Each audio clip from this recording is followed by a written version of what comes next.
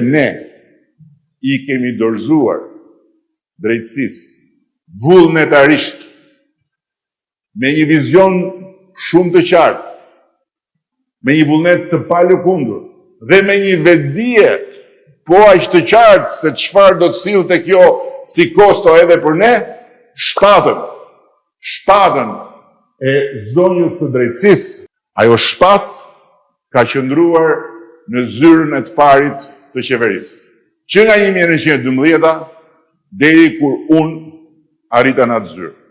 Sot ajo shpatë është në duart e Spakut, sot ajo peshore është në duart e gjykatës speciale, dhe sot ne jemi garantët e vetëm të kësaj historie të re, të cilën bufi Knetës bashkë me të gjithë të tjerët rreth tij përbetohen se do ta kthejnë përmbys.